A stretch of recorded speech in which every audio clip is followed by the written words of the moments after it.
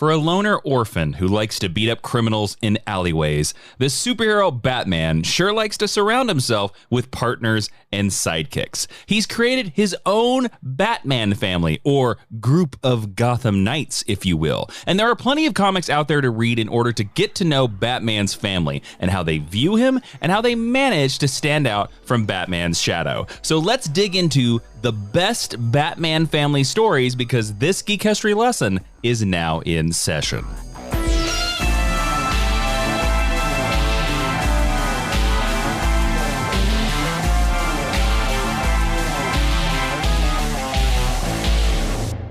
Hello and welcome to Geek History Lesson. I am Jason. Nightwing is the best. Inman. I am Ashley Victoria Robinson. Welcome to your Mind University, because you have stumbled onto the podcast where we take one character, construct, or Bat family member from popular culture and teach you everything you need to know about them in about an hour, except this week, because it's a list episode. Yes. Now, Gotham Knights is one of the most anticipated superhero games this year. It draws inspiration from multiple comic books, including Batman and Bat family comic books. And just in case you didn't know, the game tells the story of the Bat family dealing with the aftermath of Batman's death in the Batman Arkham Knight series and the Court of Owls threatening Gotham City. This game lets players take control of Batgirl, Robin, Nightwing, and Red Hood. And so we thought, to kind of, get your hackles up in anticipation of Gotham Knights, we would tell you the best Batman family stories that will help improve your experience of Gotham Knights. And we also want to hear your list of what you think are the best Batman family stories and whatnot. And Ashley, where can they do that? You can do that at facebook.com/Geek History Lesson, on Twitter at GHL Podcast, or on Instagram at Geek History Lesson. Yay! Now, there are no official rules to this list, except we just said the stories we picked couldn't just be about Batman himself. They had to feature him teaming up with one of his partners, or his partners teaming up on their own.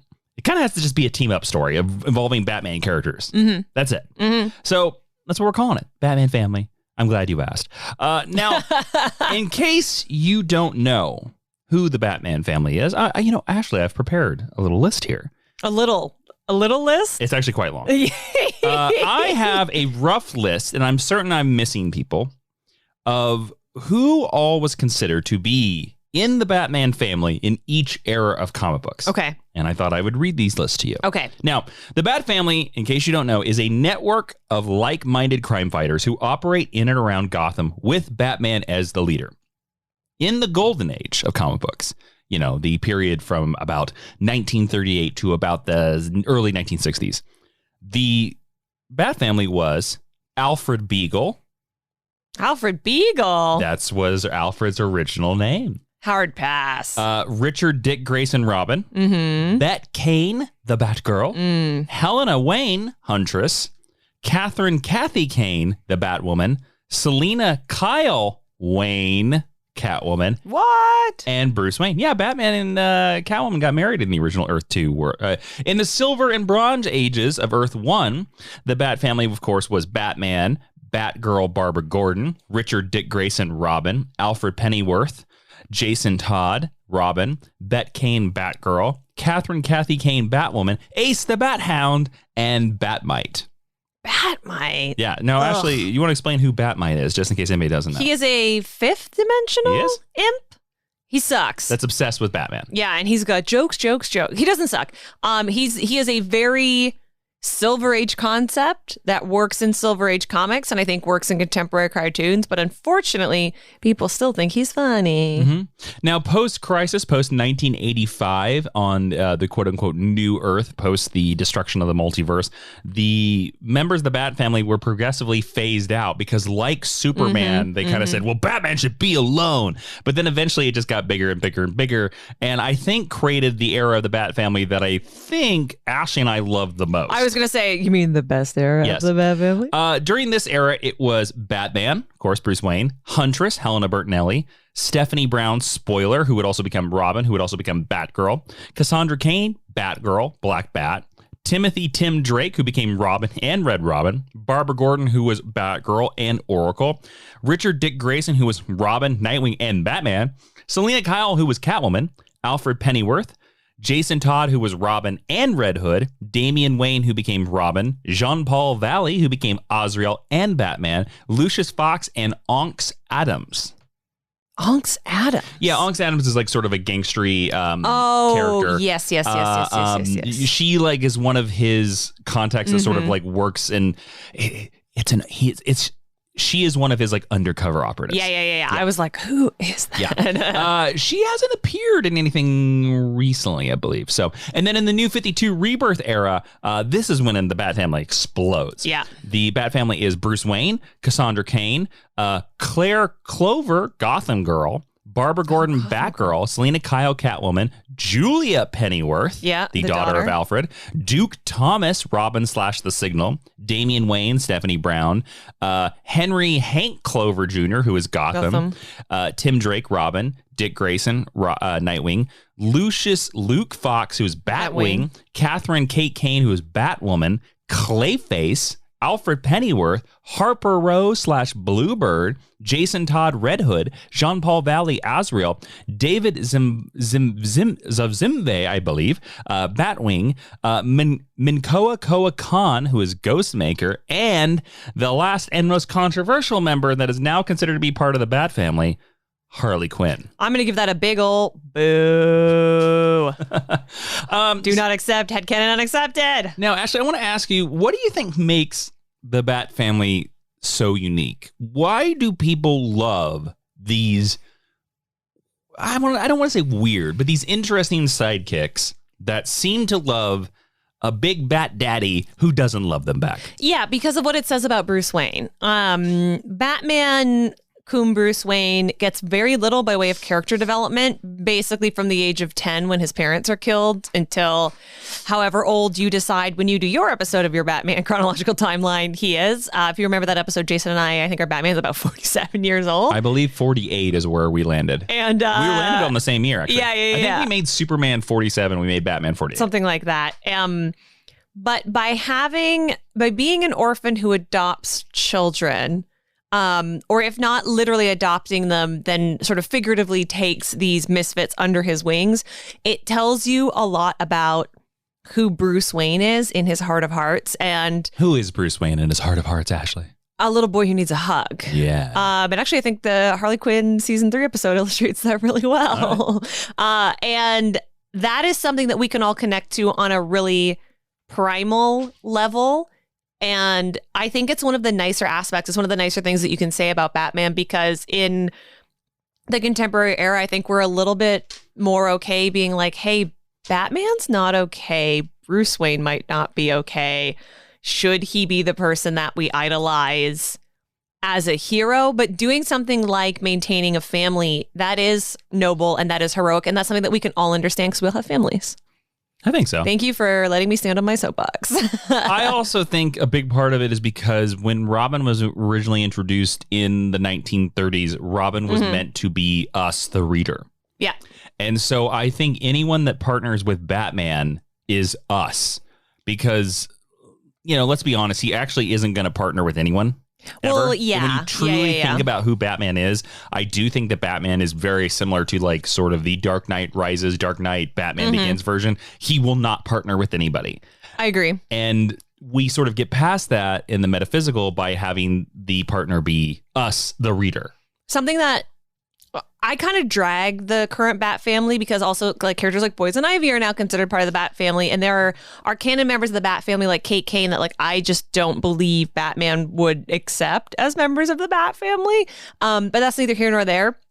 What's great about having the Bat family now extend to like 25 characters is the diversity of the types of characters that are involved. So it is easier as a reader. It's easier now than ever to see yourself as worthy of putting on the mantle. Yeah, it's not just that's nice. It's not just a bunch of small black-haired boys. Yeah, exactly. Although I do love that sort of retcon of Jason having red hair. I do too, but I understand like you can't really do it. But yeah. Yes. Okay, everybody. Now we're gonna dive into the best Batman family stories. We're gonna have a great conversation. But if you like our conversations and you need more, I want to remind you this week's Geek History Lesson extra episode on Patreon is who should be added to the Batman family. We just talked about how big it is, and now we're going to talk about how it should be a lot bigger. Those episodes are just like this, except we sometimes curse in them. So head on over to patreon.com/Jawiin, that's Jawiin, and join us over there to get more podcasts like Jason and Jeremy John about Justice League, where we review every single episode of Justice League, the animated series. And you get 4 bonus episodes of GHL Extra, Marvel Club episodes, and 2 episodes of the Justice Pod every month. So go check it out over at patreon.com/Jawiin. And thanks to all our super friends that support the podcast over there. All right, Ashley. Yes. Let's get into this. I just realized, can I start with an honorable mention? Sure. I have all my honorable mentions for the end, but yes. Let's see. What am I going to have? I think I have something different for stick around. Well, we often talk about also rans, but do you want to just rattle through them right now? Yeah. Well, okay. I'm going to be honest here. The reason why I'm bringing this up is because I realized that I have 6 things on my list. LOL. And that doesn't work. So my number 6 is automatically an honorable mention. Okay, great. I also want to mention that I am automatically, for me, this is just for me, this is not for Ashley, I am taking the story Batman No Man's Land automatically off my list because in our episode, GHL episode 140, I called it the greatest comic book event of all time. And I knew it would automatically trump everything on this list. So I took it off. Well, I'm going to tell you that I did not follow that rule. I knew you wouldn't. So I tried to be my honorable mention is Robins, the most recent 2021-2022 comic by Tim Seeley, which has the former Robins, Dick Grayson, Jason Todd, Tim Drake, Stephanie Brown, and Damian Wayne all teaming up. I also had Robins in my honorable mention. Yeah. I really liked it. Maybe in a couple of years it'll make it up there. Yeah. I also had The Long Halloween in my honorable mentions because I do think it's a little too Batman specific focused. But you do see him interacting with a lot of very cool auxiliary Batman characters, but not as much Bat family characters. Yeah, I don't think I would ever call that a Bat family story. But it is a story that I love. So I was like, maybe I can wiggle it on here. And then the other one, which is nothing but team ups. If you've never checked out Lil Gotham, Dustin Nguyen's compilation series, it highlights all of the best aspects of Gotham City, all the characters that we love the most from Batman, Bat family stories. And it has, with the exception of Damian, my favorite Batman lineup. Nice. So those were my 3 sort of honorable mentions as well. All right, well, let's get into the number 5. Ashley, what is your 5th best Batman family story? My number 5 doesn't even have Batman in it. That knocks it up the list, I think. It is called, and imagine this in the Farmers Auto Insurance jingle. What? It is We Are Robin. Dun, dun, dun, dun, dun, dun, dun. That's like my brain always does that when I say We Are Robin. Okay. Like the J.K. Simmons commercial. Sure. Yeah. It is a 2015 series written by Lee Bermejo with a whole bunch of artists: Jorge Corona, Rob Haynes, Kari Randolph. And this is the story that, for all intents and purposes, although it's not his official first appearance, introduces Duke Thomas to the larger comic book reading audience. He is a victim of the Joker, and we see him searching for his family. And as he is undergoing that, meeting up with a number of other street kids and misfits in Gotham City. And together, they kind of like the approach that we see at the end of Spider-Verse. They all say, well, why not us? Why not be Robin? They self-fashion in a very Teenage Mutant Ninja Turtles-esque style their own Robin costume. Like, my favorite part about all of We Are Robin, honestly, is the design element. So Duke is joined. They all wear Robin jackets. They're so cool. Which was a shame that DC never merchandised those. Never merchandised John Kent's jackets. Is joined by Daxton, Dre, Rico, and Isabella prominently, but also some others, some of whom die very quickly. As they basically form a vigilante Robin gang. I am not necessarily interested in advocating for vigilante justice in any way, shape, or form, but in the world of Batman, in the world of the DC universe, and in the world of Gotham City, I think this is a noble, aspirational thing to do. They build their own Bat family. They build their own Robin family, their own found family, which is a theme that you and I really, really love. And did I remember correctly? Isn't Alfred secretly running them? I was just moving to that. And I would say that very early on, they are legitimized now. It is a quote unquote mystery. I never found this to be particularly mysterious. It was pretty obvious. Not as a drag to anyone who worked on this. It's just hard to pull the wool over my eyes in comics. I've been reading comics for so long now. There's a mysterious benefactor who gives them the nest, which eventually becomes their base as we head into Robin Wars.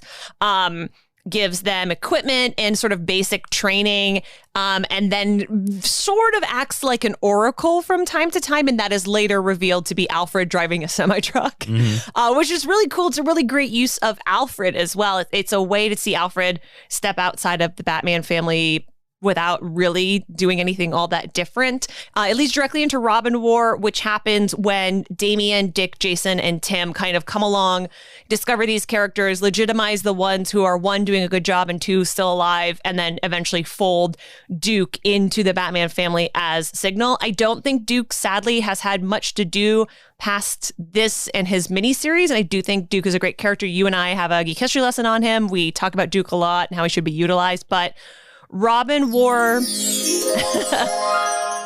action figure spotlight. Ashley has. Ashley has, from a gift from me, the Duke Thomas as the We Are Robin, which I was so happy they made that action figure. Would you do me a favor, make a note, and I'll take a picture of that to share on our socials, because it is a great action figure. And I never ever thought we would get a Duke Thomas action figure, but We Are Robin / Robin War, I think, is some of the most interesting expansion of the Batman family that we've had in contemporary comics. And of course, I'm super, super biased just because of my love for Robin, but I think it's really, really well done. And I think it takes the spirit and the ethos of the Batman family and does something new and different with it. So that's my number 5. We Are Robin did not make my list. I didn't think it would. No. But I didn't do a ton of research for this. I pretty much knew what was going to be on my list from jump.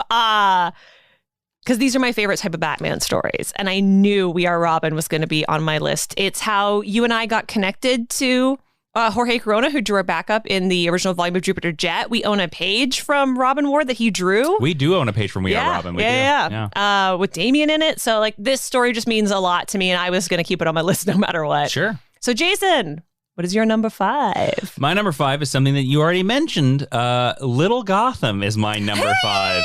Oh, it's so good. Dustin Nguyen and Derek Freidoff's Little Gotham is, in my opinion, one of the most delightful things to come out of DC in years. It's a Ken-friendly title.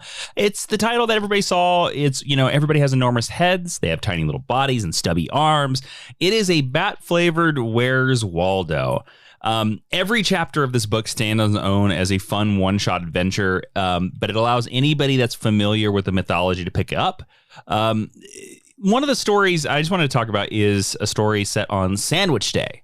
It's so good. And while the rest of Gotham is preparing for Thanksgiving, Damian is on the lookout for his escaped pet turkey, Jerry.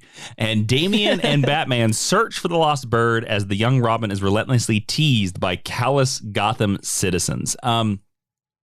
These stories are like sweet and they're very sincere, and the dialogue is minimal, but they tell like so many simple and lighthearted stories.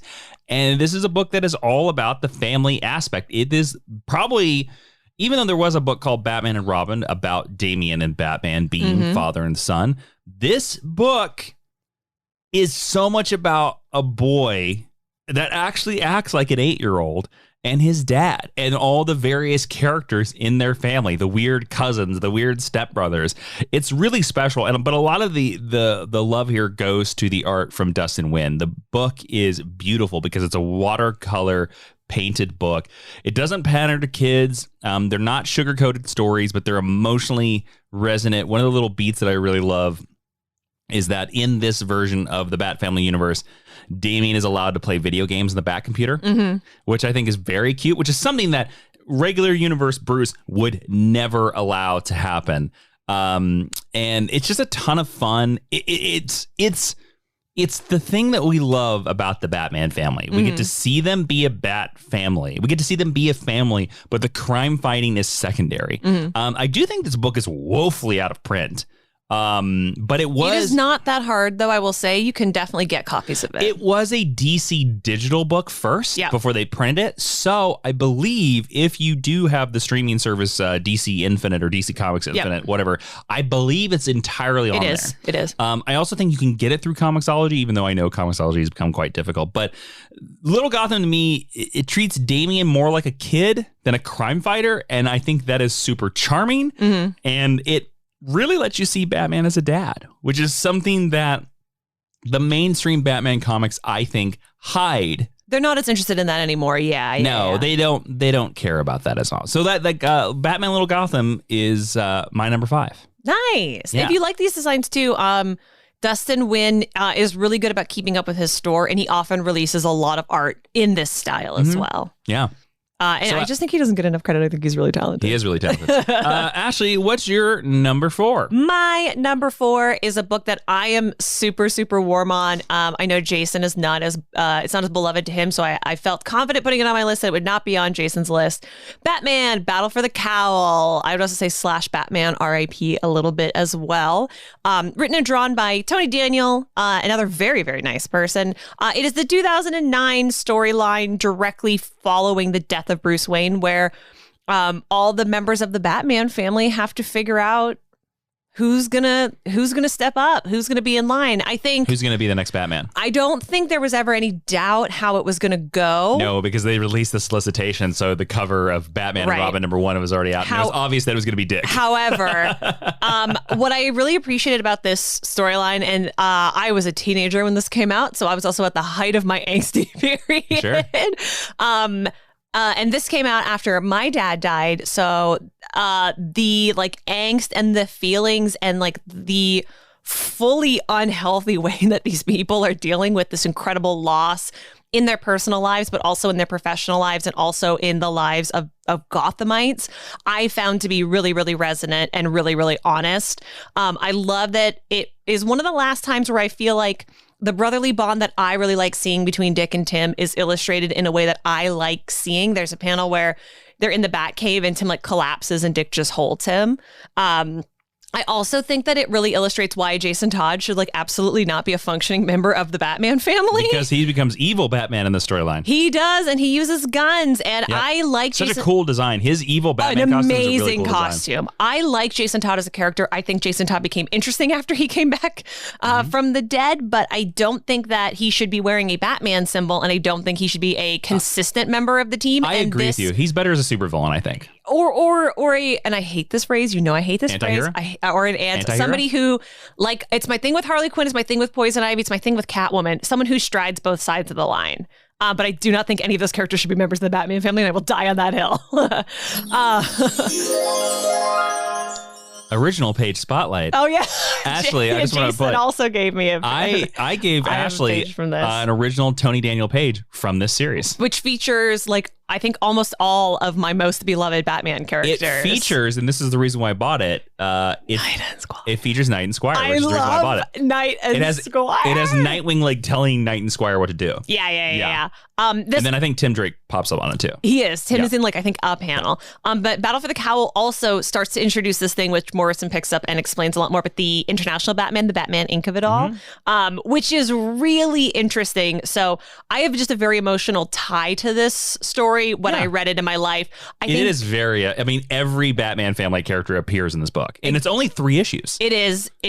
I just love Tony Daniel's art. I think it's so beautiful. It captures very much an era of Batman comics that I was really invested in and I really loved. And ultimately, I love a sad boy and I love a sad Bat kid. And this is all that this story is. And there's no Batman in it, which for me is an unexpected plus. So again, when I was making my list, I absolutely knew that Battle for the Cowl, again, maybe /Batman RIP was going to appear on my list, and I felt confident that it wouldn't be on Jason's list. Well, it's funny because your 2 choices so far, they are stories that I considered, but both of them don't end.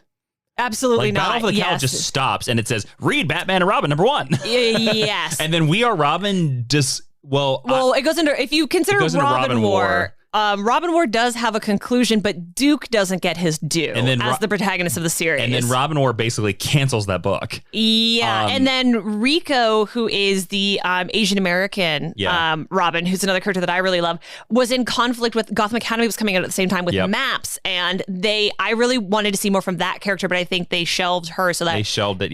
So that Maps, and I love Maps, so don't get me wrong, could have a little bit more to do as well. But so that for me, and I'm not saying like your choices are great. This is my list. But I will say I considered both these choices, but the reason why my choices went out was because like I went for stories that gave me an emotional conclusion. Yeah, I went for stories that I liked. That's fine. That's fine. Which is usually how my lists go. So anything more about Robin? Oh, sorry. No. What are we? Battle for the Cowl. I also think it's an all-time great title. It's a good book. The covers are amazing. Yeah, I own the hardcover. Tony Daniel's rad. Oh yeah, I mean, look, Tony Daniel has made a huge stamp on Batman in various different stories, but like anytime Tony Daniel's on a Batman book, I'm like, this is going to be a good time. Yeah. So Jason, then what is your number 4? Oh, my number 4 could also be considered a battle for the cowl.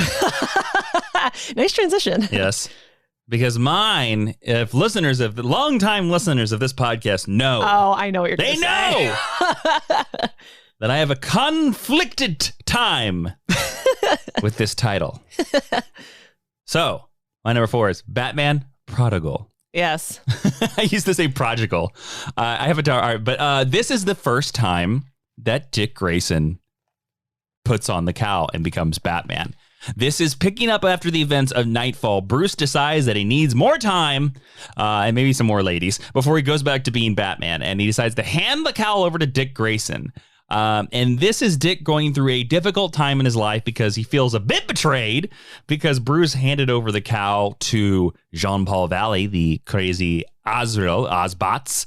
And, this is Dick Grayson as Batman teaming up with Tim Drake as Robin going through Gotham. This is, I believe it's like 8 issues. This is Tim and Dick, 2 brothers, teaming up as Batman and Robin. Good. It's really good, and there's a lot of amazing art in it. Graham Nolan, who's one of my favorite Batman artists, like the one of the most famous covers of Tim and Tim Drake Robin and Batman is from this run. Yes, it is. Covered. Yeah.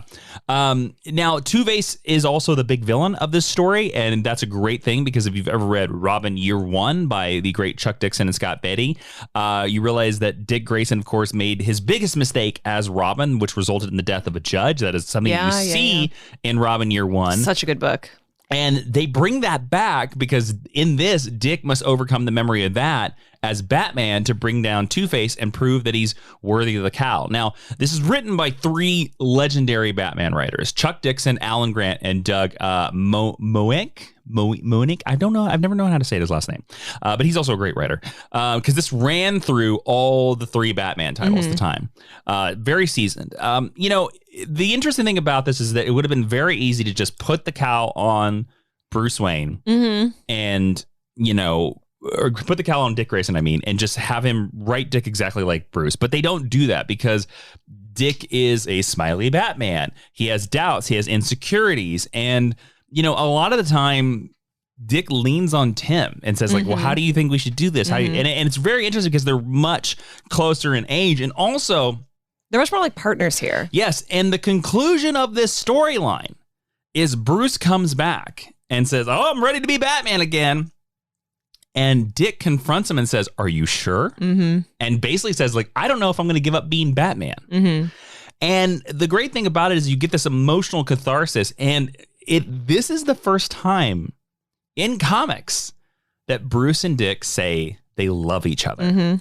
And I think this is the story, too, that cements them as father and son. Can you imagine? I bet when that script was submitted, this is the 90s, there mid-90s. were still people being like, oh, but the seduction of can we have them say, I love you. I love you. Yeah. As 2 male characters. Because that idea has existed in comic books, but as far as I could find, and I've always heard this, I remember Wizard Magazine said this back in the day, and I looked again to try to see, but I believe this is one of the, if not the first time on panel, these 2 characters go, I love you, I love you. Yeah. And even look, Bruce Wayne, he's detached from his feelings. Even he can't fully say I love you. He kind of says like, yes, and you know that I love you most of all, or something like that. Yeah. He doesn't just say I love you. Yeah. You're like, come on, dude, just say it. I also feel very strongly for you, Dick Grayson.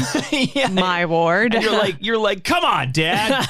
Jesus, But I also have Prodigal is a great.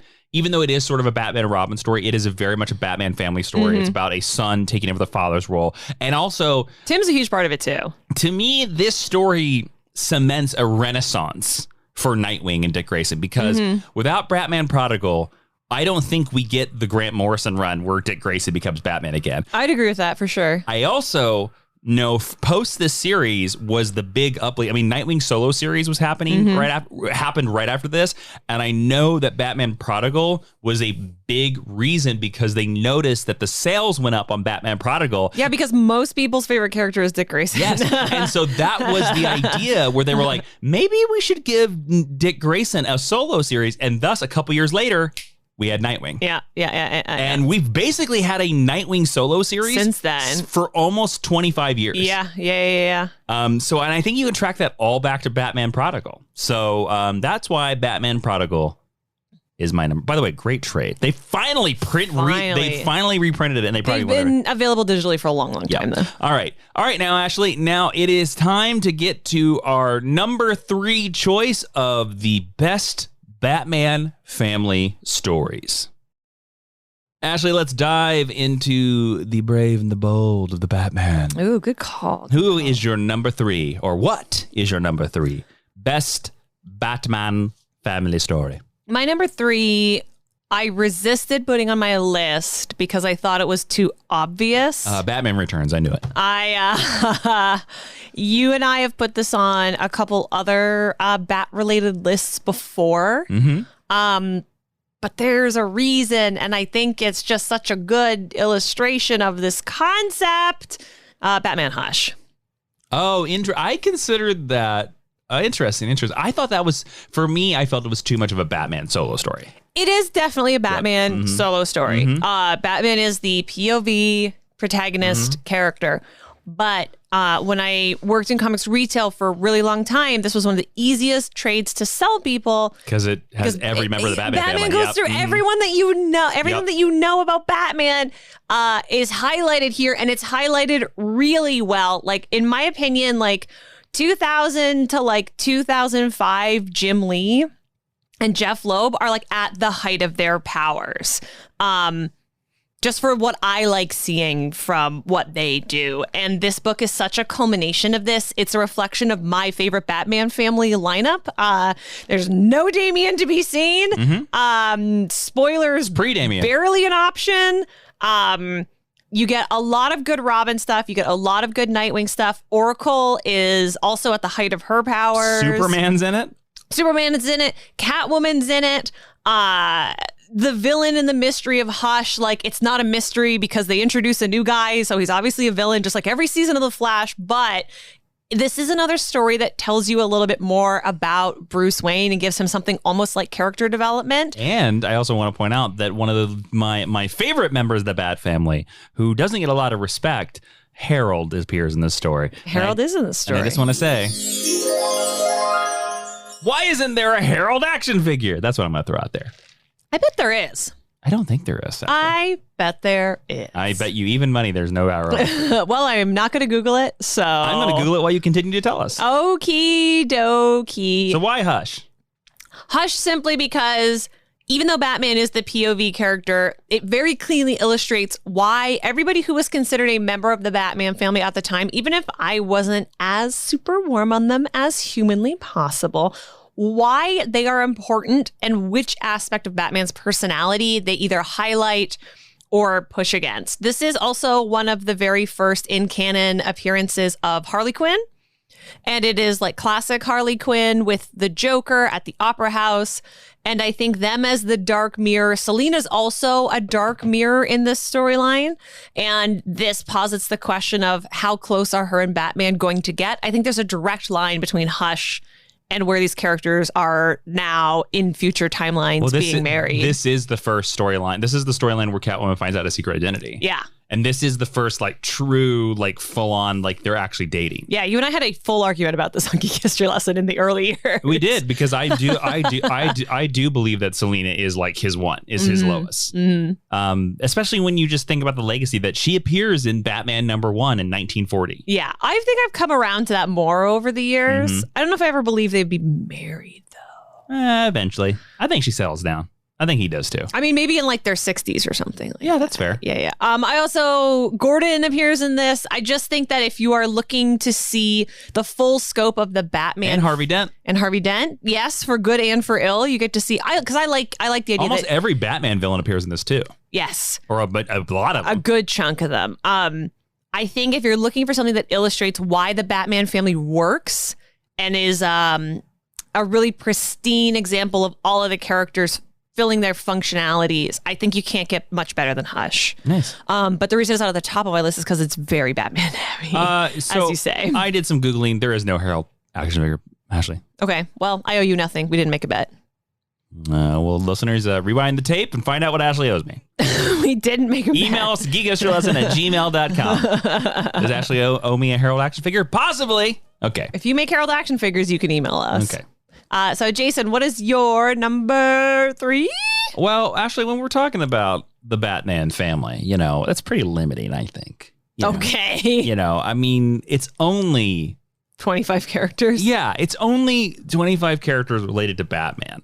So why have one family when you can have 2 families? Does Batman have a secret family? Oh, no. My number 3 is Superman Batman #5 by Jeff Loeb and Ed McGuinness, because the Bat family and the Superman family team up, baby. It is part 5 of the Public Enemy storyline at the beginning of this series, and Superman Batman was the very bombastic sort of Michael Bay series where it was just adventures, and this was them. This is the period of time when Lex Luthor was president of the United States. Don't worry about it, but he was evil. And Superman and Batman have said, to hell with American democracy. We're basically going to impeach him by punching him in the face, which is, the most superhero thing ever. It's the most American thing you could do. This has one of the coolest comic book covers I've ever seen in my entire life. And you know this cover. It is an Ed McGuinness cover of Nightwing at the front with Cassandra Cain, Supergirl, Superboy, Keelix, Robin, Steel, Huntress, Crypto, and Batman and Superman at the back. It is a badass cover. The only problem with it is that I have a problem with is that the Supergirl that is in that picture was the Supergirl of the time. And she was the daughter of Lois Lane and Clark Kent from the future. So it's not the classic. It's not Kara. It's not Kara Zor-El. No, it is. You get it. It's Lois and Clark's daughter from the future. She only existed for like one arc, but she had a cool costume though. She does. She looks like Lois. The black costume with S. But it doesn't matter because like this is the cover is cool. I'm looking at it right now. I've always wanted this cover on a poster anyways. Yeah. So basically the issue is Superman and Batman are missing. And because they had the kibosh put on them the previous issue. So the Superman and the Batman families decide that they need to figure out where their daddies are. So they decide to break into the White House because they know it's about and confront Lex Luthor about where they are. So here's the plan. The Superman family just busts down the front door so that all the Secret Service and all the superpowered people come right for them at the same time while the Batman family, the quote unquote stealth team, sneaks in the vents and gets into the Oval Office, which I think is very Superman and very Batman. In fact, there's even a joke where like Tim Drake is like complaining about something where he's like, why couldn't we help Connor? And Nightwing has to go, shh, we're the stealth team. And then it all climaxes in where Nightwing gets into a fist fight with Lex Luthor. Of course he loses because that's the secret of the story is that Lex Luthor secretly has superpowers, and that goes into the other issue. But I won't tell you the ending. I will say that their retrospective daddies, Superman and Batman, are alive, and they do get to rescue their little chitlins, their proteges. But again, when I was thinking about what Batman family stories, I was like, this cover lives rent free in my brain. And the fact that it's like the Superman family and the Batman family, I know it's only one issue, but at the time I was reading this series, like I was getting this series every month. This, similar to Hush, Superman, Batman, especially the first 20 issues, was everything about Superman and Batman stuffed and packaged in a really cool bow. And the fact that they were like, hey, let's have the families team up on an adventure. And to be honest with you, I can't tell you hardly any other stories post this where that has happened. I almost think this is close to a singular event. So anybody out there that's going to write for DC Comics in the futures, pitch another Batman Superman family storyline. Let's do it. These characters all know each other. And let's have them rescue their superpower daddies. So 2 things, because I'm looking at the cover right now. Yes. 1, Crypto's on the cover. Oh, I mentioned Crypto. 2, the lats on Nightwing. Oh, yeah. in this cover. Like, I don't even know what exercise you would do to get them that defined. I'm also going to point out there's one disappointing thing on that cover and in this issue. I'm going to give this a negative mark. Helix is on this cover. Yeah, and does not appear in the issue. Does not appear in the issue. I was going to be like, Huntress is on the cover and not Oracle. Yeah. I'm not a Huntress gal, though. Well, Huntress was in the Justice League at this time. I understand. So that's the reason why she's there. Yeah. It is very much a story of when it was published, which I think was like 2005, 6, somewhere in there. The odds. Somewhere in there. My preferred Huntress is just like Earth 2 Huntress. That's all. Mine too. Yeah. But there you go. So yeah, Superman, Batman, number 5. Good choice. Is my number 3. It's a story that I think a lot of people have forgotten. It's a great series too. It doesn't get enough flowers. It's a good series. Flowers? Yeah, like, that's an expression, like, because you give flowers to something when you've done a good job. When you're celebrating. It is. I mean, it still holds up, I think. Yeah. All right, Ashley, what's your number 2? My number 2 is a storyline that Jason said he wasn't going to put on his list because it didn't count. Batman, No Man's Land. How did this not make your number 1? You'll see. Okay. You'll Again, see. I called this the best comic book crossover of all time. I think I did too. Yeah, it was number 1. So that's why like it's fine. This is Ashley. I know I'm talking over. No, you can absolutely. The reason I didn't put it on my list is because this is the ultimate Bat Family crossover. Again, this is my favorite version of the Batman family. Yep. This is Cassandra Cain's introduction. This is Harley Quinn's first canon introduction. This is Harley Quinn's introduction too. This does everything that I told you that Hush did. And Lockout's introduction, that Batman to the animated series villain. 1,000 times better. Everyone's favorite person. Like all of these characters are like so cool and so interesting, and they're put under these extreme situations that we're not used to seeing in them. Nightwing proposes to Oracle. That doesn't happen in this, my love. Does that not happen? It does not happen in this. Just kidding. You also get to see what each of these characters does on their own, under their own power, because even though Gotham has been broken up into these respective territories and everyone is trying to hold different areas, the Batman family is present in all of these different areas doing all of these different things. So you get to see what each and every one of the characters does well as a singular practitioner or sometimes working in a small tag team. And then also what they're able to accomplish when they all come together to make their like big army v army stand towards the end of the event. It's very much Batman as the general and the Bat family are his soldiers. Yeah. And he sends them into different areas of the city and to accomplish things. And I really think that No Man's Land deserves a ton of credit because it was, if it wasn't the first, because I'm not going to pretend that I read every Batman story ever, to have done this, it's the first to have done this with this level of quality, which speaks to the editorial team that put this all together and all of the creative teams, because this book happened across every title in the Batman family for a year, for quite a while. For a year, it was an entire year. I believe it was 98 to 99. I will tell you, it was 99. Okay, so for all of 99, yeah, January to December 1999. Yeah. It is a lot of different people all working towards a single goal behind the scenes to tell the story about a lot of people working towards a single goal on panel. And in my opinion, it is the best execution of this that we've ever. Leslie Tompkins has a great storyline in this. Jim Gordon has a great storyline. Every character has a great storyline.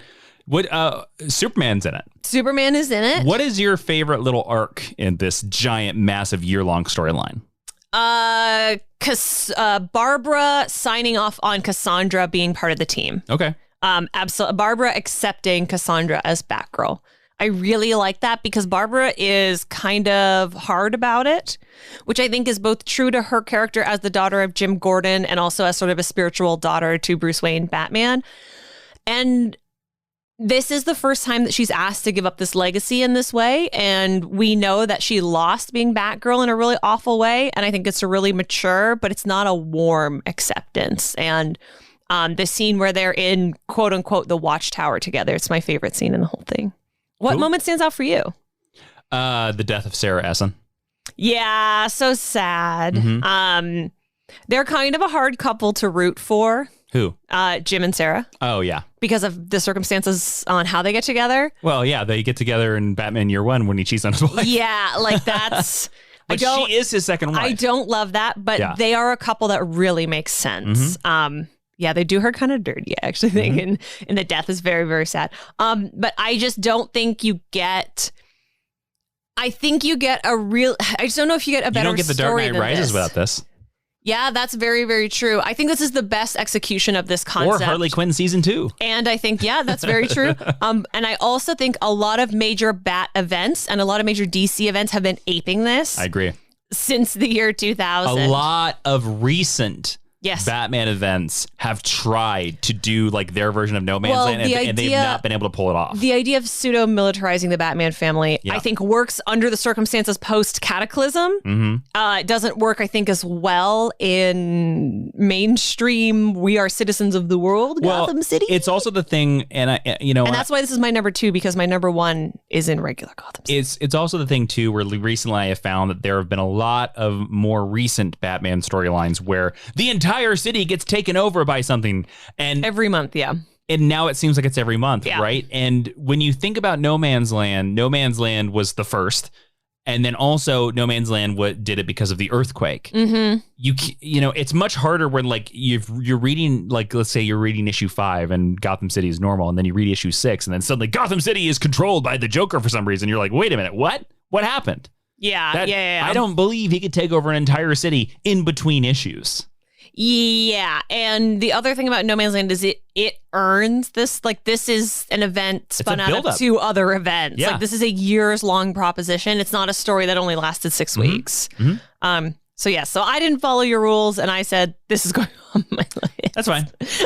Again, I just didn't put it on my list because I knew it'd be number 1. You are so fine. Alrighty, Jason, tell me, what is your number 2? My number 2 is a story about all the Robins teaming up. And it is called Robin Rises. It is the Batman storyline by Peter Tomasi and Patrick Gleason and Andy Kubert. It was published in the Batman and Robin New 52 series between The Hunt for Robin and Superpowers. And it's about resurrecting Damian Wayne. Because Damian Wayne died in Batman Inc. This is the storyline about Batman bringing him back. And it has a lot of, I'm going to say convenience in it. But because it has all of these characters teaming up as Robins, I give it a pass. It's like it's a bunch of Robins taking care of Robins. So basically, Bruce finds out that he has a mother box and he can go to Apocalypse, and Damien's sarcophagus was stolen to Apocalypse by Glorious Godfrey. Why? Don't worry about it. So he decides to go there, and he thinks basically with a bunch of apocalyptic technology that he can resurrect Damien. So Batman leaves all the sidekicks behind. It's Batgirl, Tim Drake, and Red Hood, because at this time, Dick Grayson is in the series Grayson, and everybody thinks he's dead. He's pretending to be a spy. So Batgirl comes up with another plan. She's like, I'm going to call up Cyborg, because Cyborg at this time has a mother box in his body. Yes. And he can activate a boom tube, and we can go help Batman. And Alfred calls them aside and gives them all suits that will help them survive on Apocalypse, because he's like, oh, of course, the hell smoke and the various cosmic energies. And the suits are all Robin suits. Mm-hmm. This is the very famous cover you've seen where it has Batgirl, Robin, and Red Hood, and they're all wearing like sort of this vest, and they all have the Robin R on their chest, which I think actually looks really cool on Batgirl for some reason. They activate the boom tube. They go to Apocalypse, and of course there are some great character moments, and they eventually resurrect Damian. But like it is this idea of this sort of like Robin armor all trying to resurrect a Robin. To me, that is why and of course, spoilers, it culminates with them resurrecting the Robin in a very lovely moment where Bruce Wayne hugs his son. It's a great storyline. And also, I've said this before, I think Batman and Robin is the best series of the New 52, hands down. So there's a reason why I own the omnibus of it, because it is solid. And this storyline, I think, is the best storyline of the entire run, just because it is the Batman family resurrecting one of their own. So that's why Robin Rises is my number 2. Interesting. Now, Ashley, it is time to get to our number 1 choice of the best Batman family stories. All right, Ashley, we need to find out. Everybody has been waiting this entire podcast. They need to know, what is your number 1 over Batman No Man's Land in best Batman family stories? It's the story that crawls right out of No Man's Land. It is. So it's No Man's Land Part 2. It is a title that was specifically designed to team up Batman with members of the Batman family. That was the ethos of this title. They have a cover where they mock up Batgirl's first appearance, where she has the Bat Purse, one of my all-time favorite OG Batman covers. It's Batman Gotham Knights. Which part of Batman Gotham Knights? Well, I'm going to count all of it. Okay. All 40-something issues. It starts out being penned by Devin Grayson. Ashley. What? My number 1 is also Batman Gotham Knights. Shut up! We had no crossover until number 1. Yep, my number 1 is also Batman Gotham Knights. Okay. But I specifically said issues 1 to 12. 1 to 12 are the best. Yeah. They continue. definitely are. It starts out being penned by Devin Grayson, who is a writer who I would say in the last 5 years is finally starting to get her freaking due. And they are finally starting to collect and publish a lot of her works because of icky personal reasons and politics that weren't for a really, really long time. So you can actually get physical and digital versions of these collections now. They're really, really lovely. And she is I'm not sure exactly how long her run is. She's definitely on the first 12, which I think is one of the reasons why they are so good. When we get to issue like 25 and later, we tie into Bruce Wayne Murderer, cum Bruce Wayne Fugitive, which is another event that I like a lot. So this series touches on 2 of my most favorite Batman events from around this time. I also think this is the style of book that you and I talk about this all the time, that DC should actively be publishing. Like, there should be a Batman family book. I mean, Gotham Knights, like, I get it. It's like an edgier title than Batman family. They took it for the game. Exactly. Like and the TV show. Yeah, I thought it was funny. Again, there's that new TV show, too. Like, I thought it was funny that talking basically, we're like, oh, we're going to do this for Gotham Knights. And then when I was doing my list, I was like, oh, the Gotham Knights storyline is the number 1. Well, and this is also inspired by, like, Shadow of the Bat did this for a really long time, was kind of more the team up stories. Detective Comics has been that from time to time as well. I just think for my money, Gotham Knights does it the best. For me, the reason why I picked specifically 1 to 12 is because there's a little storyline in it called Transference. Yeah, I believe that's what the first collection is called. Yes, even though it's like only like part of that, but it's basically answering the question, like, the whole storyline is, does Batman prefer to work alone? And because it starts off with the crime of 2 parents dying in front of their little boy, and the Bat family are all very concerned about whether Bruce should be investigating this murder or not, whether he'll be able to handle it.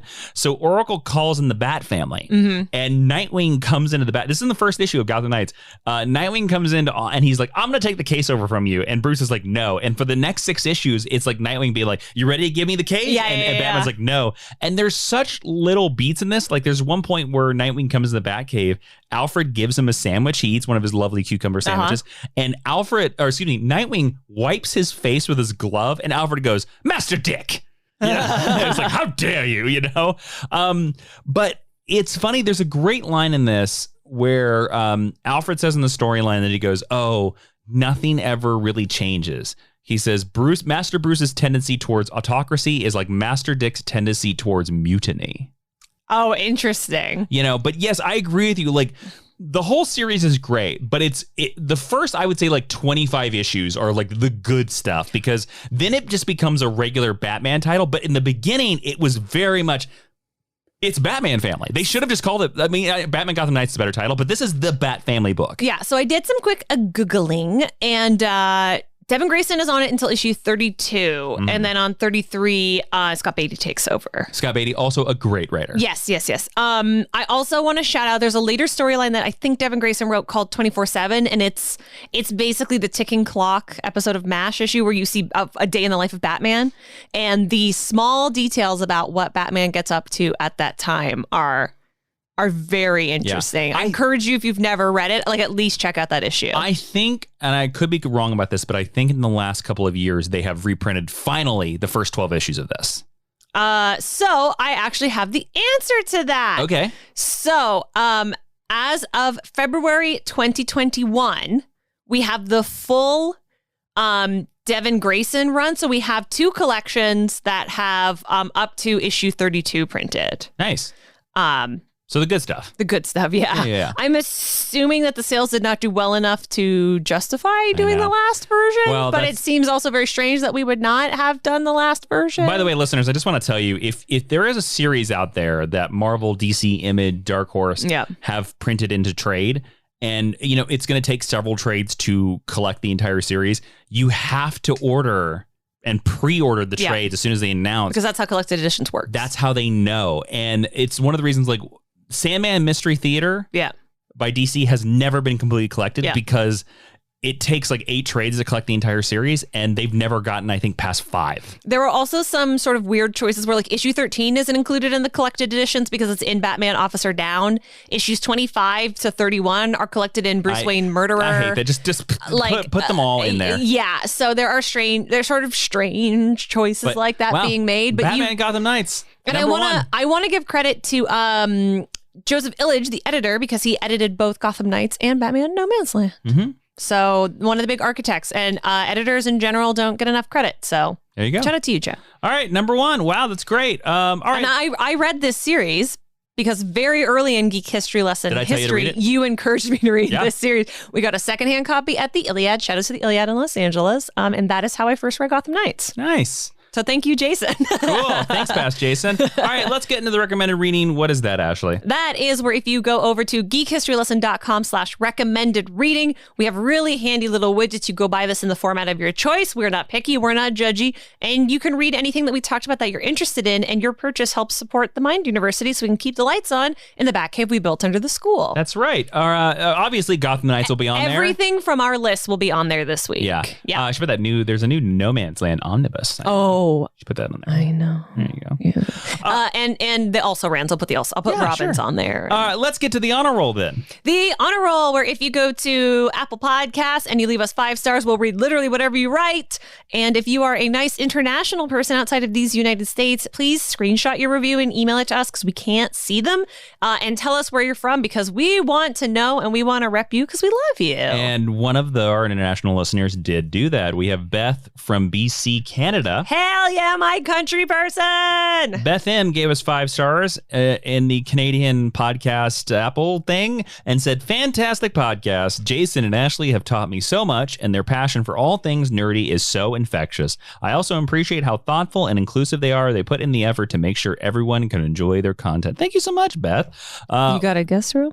What? I said you got a guest room? Why are you trying to stay with all our listeners? Because they're nice. They're beautiful, sexy people. Maybe they don't want guests. I'm saying that they do. All right, Beth. Well, send us an email. Let us know if Ashley can stay in your guest room somewhere in British Columbia. Thank you so much for that, Beth. Welcome into the Teacher's Lounge, where Professor Devin Grayson is just going to teach us how to write awesome Bat Family stories. Absolutely. We should be so lucky. Yes.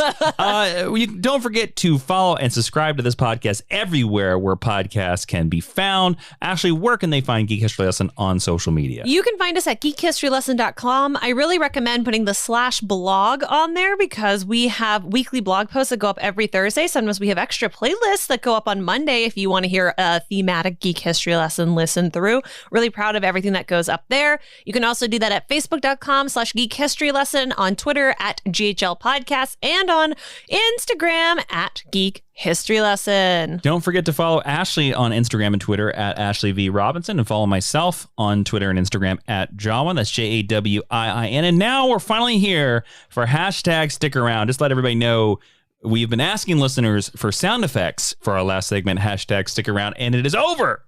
But we still have a couple more to reveal, including this hashtag stick around sound effect from Daniel Gasser. I believe it's Gasser. Here we go. Now, well, I'm glad you've enjoyed the lesson here today, but I'd like you to sit on down right there. Do me a favor, stick around. Very Geek history lesson. Remember, I love that. Very. It's like we're sitting on our porch and we're enjoying a nice iced tea. It reminds me of Betridge Farms. Remember. So thank you for that, Daniel. Excellent entry in the hashtag stick around contest. Ashley, our hashtag stick around today is this very important question. Okay. Who in the Bat family do you think is Batman's favorite? Because, you know, we all say this, that people, parents don't have favorites. They totally do. Oh, I 100% know who my mom's favorite is. So, who is Batman's favorite? Damien. I 100% disagree with that. Damien is 100% his favorite. He hates Damien.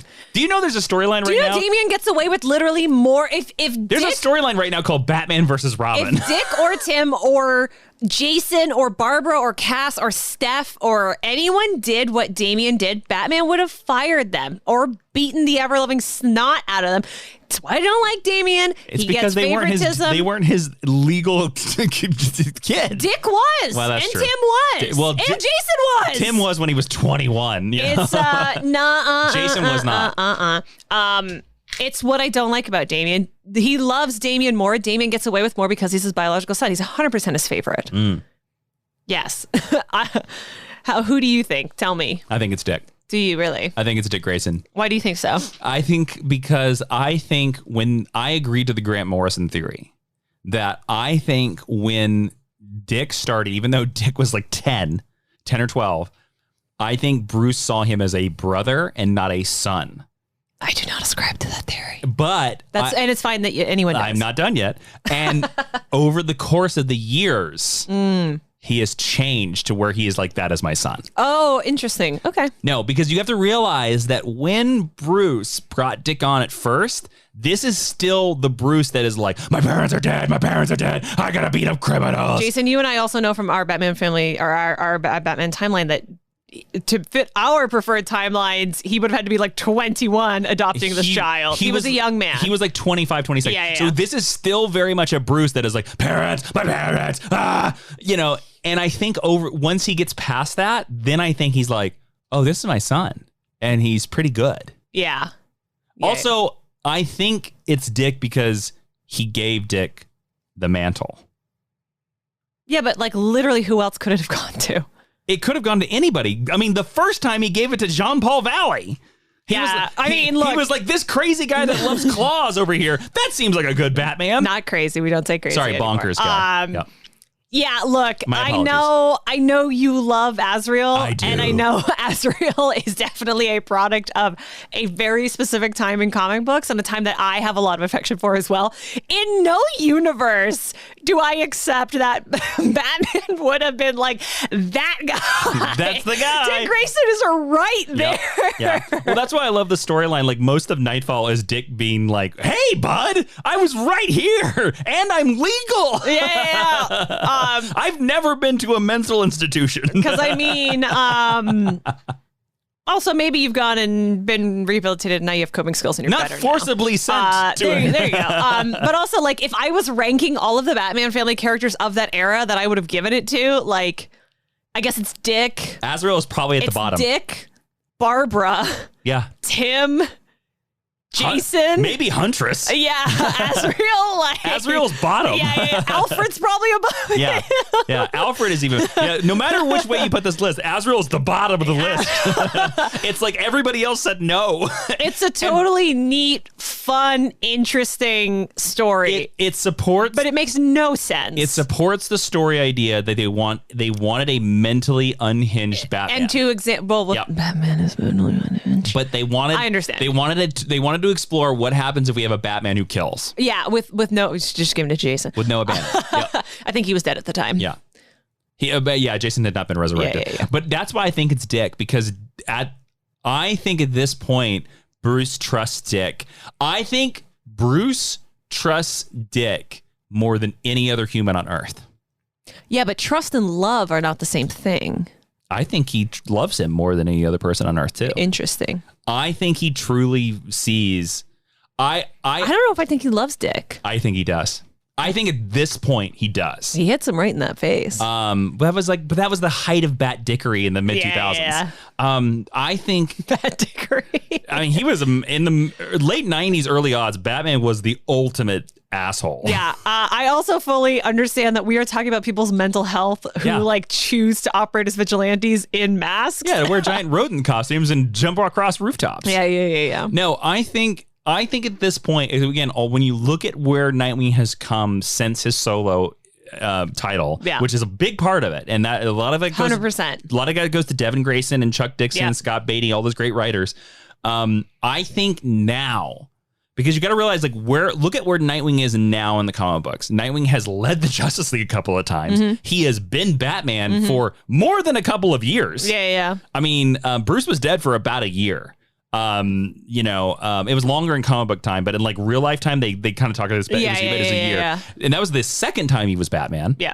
And then even when Bruce came back and he was like, they were the two Batmans for a while. They were the two Batman, which I really liked. I liked that Bruce was the international Batman and Dick was the Gotham Batman. It was so funny because I remember there would be some panels where it would be a flash of the whole family, and you'd be like, okay, so I got to look at the belts to figure out which one is which. No, the secret is it's the scallops.